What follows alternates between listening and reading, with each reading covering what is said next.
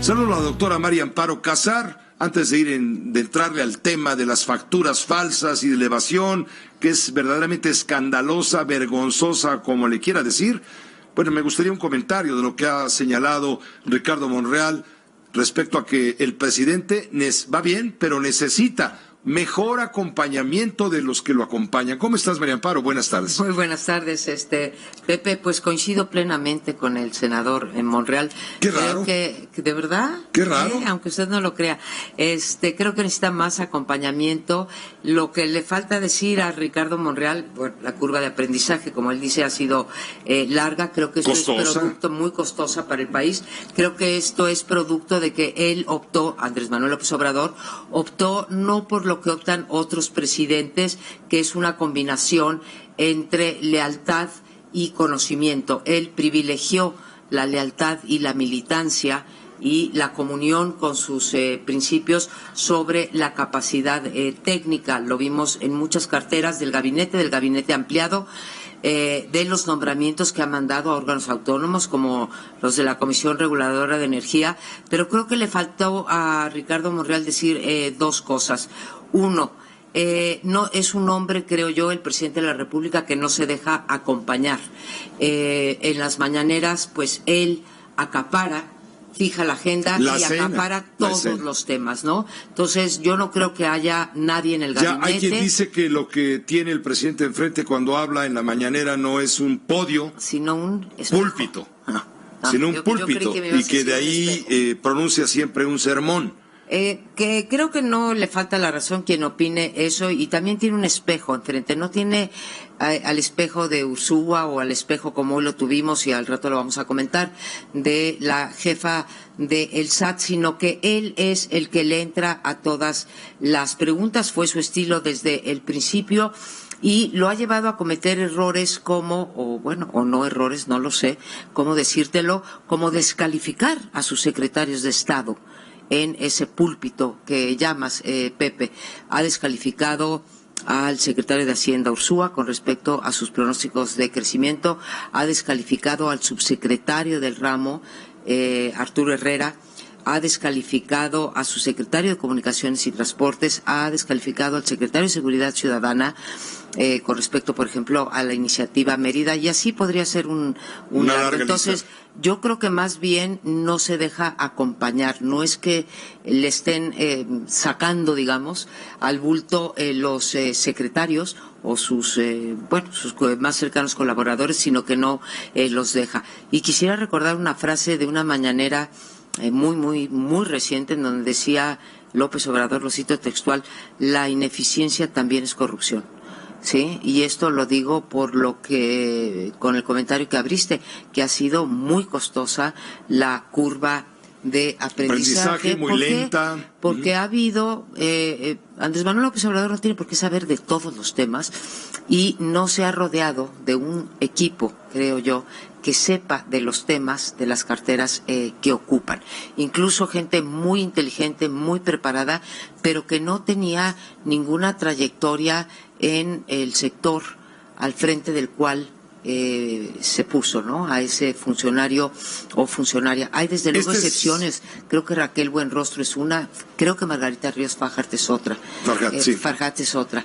Pero también tenemos, el director de Pemex, ¿qué calificaciones tenía para ser el director general de la empresa más importante? De la empresa más importante, pues casi de América Latina. Lo que tenía era cercanía, una enorme cercanía por Andrés Manuel López Obrador. Y así me puedo ir cartera por cartera. Pero está bien hacer esta autocrítica, creo que es sano abrir la ventana, ventilar un poco y no guardar silencio, sino con un afán constructivo de autocrítica, aceptar que las cosas son de esa manera, ojalá mejoren, pero que sí, el presidente no puede solo con, es decir, no necesita, él dirige, él lidera, pero vamos, ellos tienen, los miembros del equipo más cercano, tienen la obligación de aprender rápido y entrarle al toro. Y presentarle alternativas al presidente, decir, mire, si nos vamos por la compra consolidada de medicinas y separamos, por ejemplo, los distribuidores de los productores, puede ocurrir esto. Si lo juntamos, nos ahorramos tanto dinero, pero puede ocurrir que los distribuidores nuevos pues no tengan la refrigeración para las vacunas, en cuyo caso pasaría esto.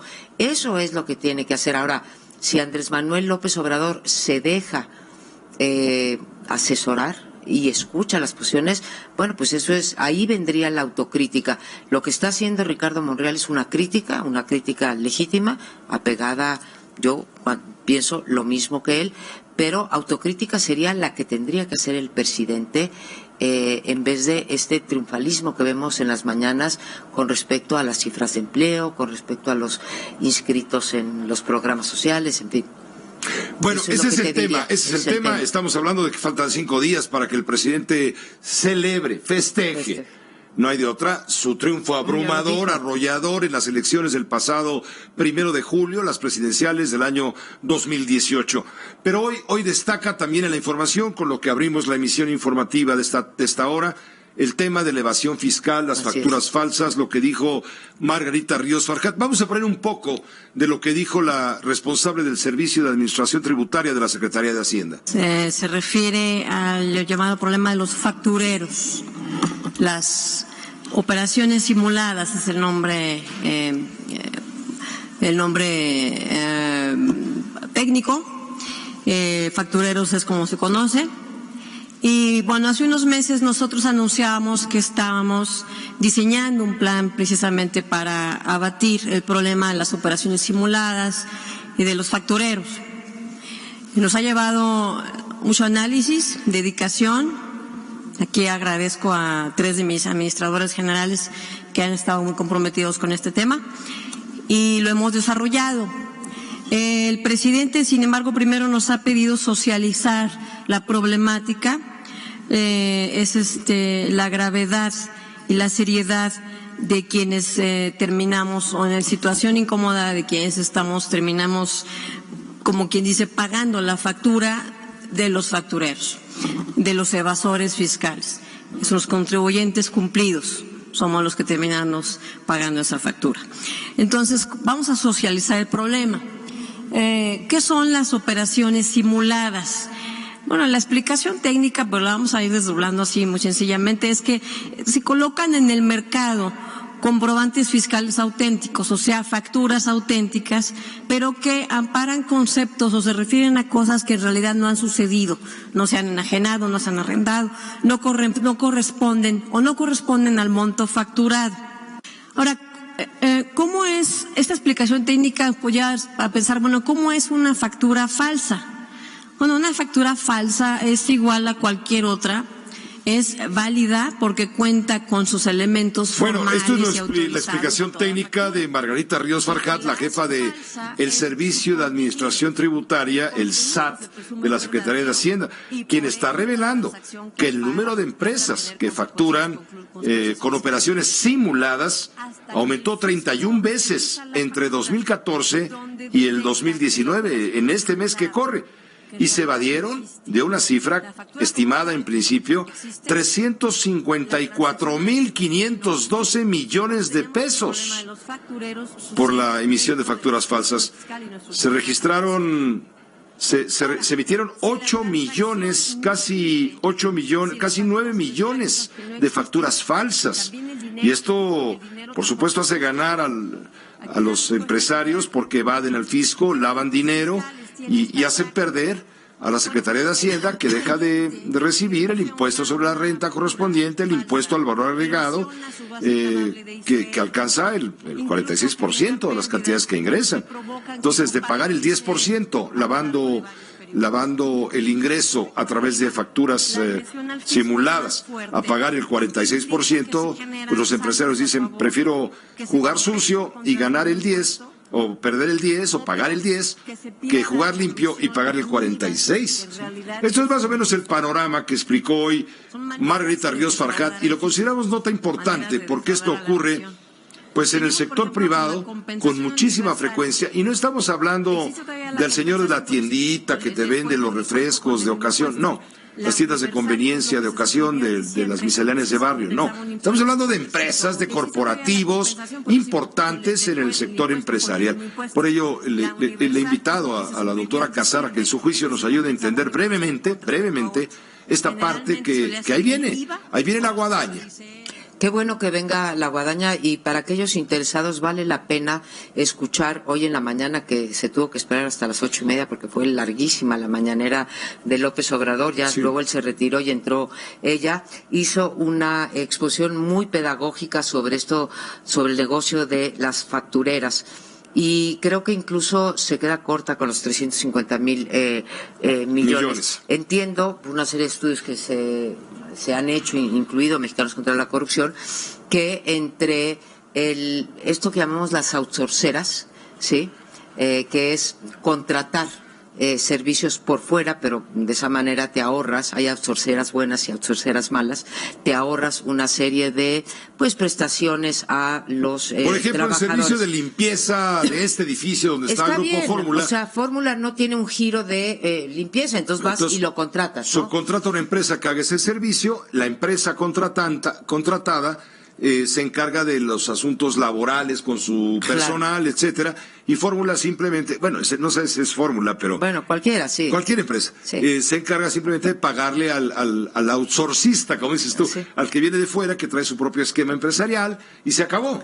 Sí, y no tiene que tener una nómina de empleados de limpieza, más una nómina de empleados de tantos rubros. El problema es que, como todo en México, sí, se van las figuras que se crean, como la del outsourcing, se van pervirtiendo, sí, y quien acaba pagando el plato roto, pues en este caso de las outsourceras, serían los trabajadores. En el caso de las factureras, hay dos tipos. Es los factureras hormiga, Pepe, los que venden facturas que te la pueden vender a ti, o me la pueden vender a mí, o la pueden vender a un médico, ¿sí? Esos son los chiquitos. Y luego hay las grandes empresas que se dedican a vender facturas, pero no como la que tú y yo le pagamos al dentista, ¿sí? De 700 pesos o de 1,000, o depende del trabajo que te va a hacer, sino estamos hablando de cantidades enormes. Imagínate, para llegar a los 350,000 millones. Y es el mecanismo, el modus operandi, pues más recurrente y más fácil para evadir el fisco. De tal manera que cuando hablamos de 350,000 millones, que a ti y a mí nos suenan, y al público que nos escucha, no nos suenan a nada, pero pues nada más date cuenta que pues alcanzaría para terminar el aeropuerto, por ejemplo. Y el que no se va, se iba a inundar, que todavía no se va a inundar. O cualquier otra, sería 10 veces los programas sociales que está dando este gobierno. Son 3 puntos del PIB. O sea, es muchísimo dinero. Más o menos 100,000 millones es un punto del PIB. Entonces estamos hablando de grandes cantidades. Creo que es la medida, una vez que nos dé el panorama la jefa del SAT y nos dé la manera de resolverlo, sería la primera medida anticorrupción seria que habría en este país. Ojalá y realmente puedan atajar este negocio que esquilma al ciudadano, esquilma al fisco, ¿sí? Y permite la impunidad en un tema tan importante como es las contribuciones al Estado. Estamos hablando de un negocio brutal, 350,000 millones. Ella dio el periodo 2014-2019 o 2018. Sí, 2014 a 2019. Fíjate, 350,000 millones, pues una barbaridad lo que estamos hablando, y hay maneras de minimizar, nunca de desaparecerlo, pero si a esto le bajamos 2/3, ¿sí? Andrés Manuel López Obrador tendría de lejos para pagar todas las cosas que está prometiendo y que no alcanza el erario. El problema de las arcas de la nación y las pobres arcas de la nación tiene mucho que ver con esta evasión fiscal y este nuevo mecanismo que han encontrado, pues estos pillos, estos pillos que emiten facturas falsas o que inflan, como bien dijo la jefa del SAT, facturas que son por 20,000 pesos y las hacen por 400,000, ¿no? Muchas gracias, doctora Casar. Gracias por tratar de explicar en este caso, para contextualizar debidamente esto que llama la atención, y es efectivamente, coincido plenamente, se va a convertir de llevarse a cabo, que estamos seguros, en la primera acción efectiva, eficaz, en el gravísimo problema endémico, patológico, cancerígeno de la corrupción nacional. La gran vergüenza histórica nacional, que padece nuestro país. Gracias, la doctora Casar.